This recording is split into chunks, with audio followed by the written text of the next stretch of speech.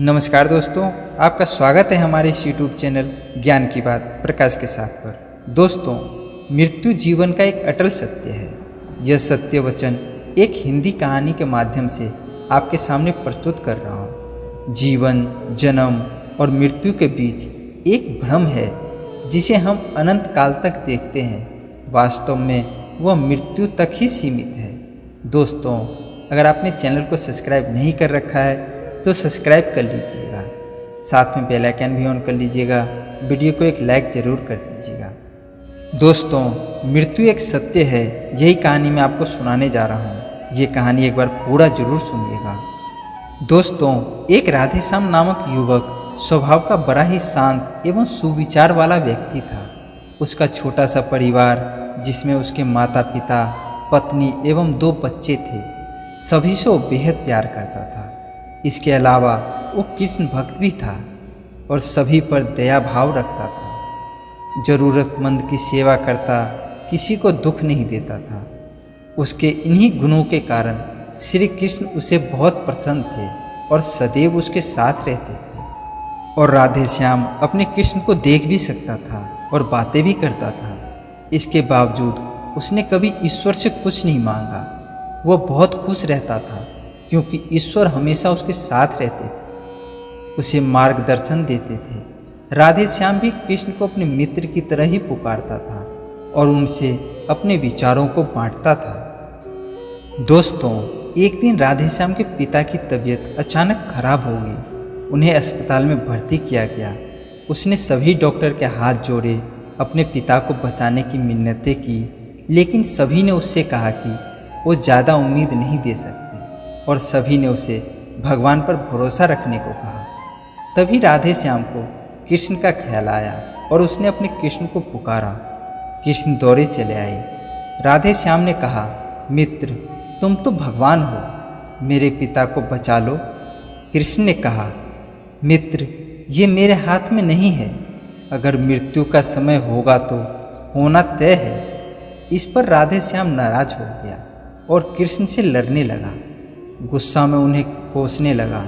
भगवान ने भी उससे बहुत समझाया पर उसने एक न सुनी। तब भगवान श्री कृष्ण ने उससे कहा, मित्र, मैं तुम्हारी मदद कर सकता हूँ, लेकिन इसके लिए तुम्हें एक कार्य करना होगा। राधेश्याम तुरंत पूछा, कैसा कार्य?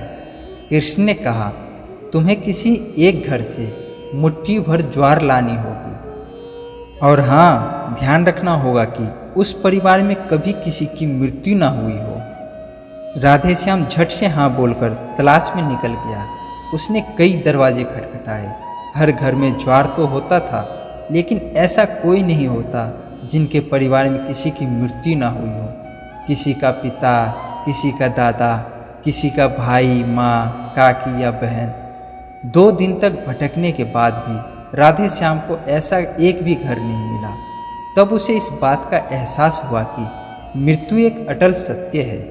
इसका सामना सभी को करना होता है, इससे कोई नहीं भाग सकता। और वो अपने व्यवहार के लिए कृष्ण से क्षमा मांगते हैं और निर्णय लेता है, जब तक उसके पिता जीवित हैं उनकी सेवा करेगा।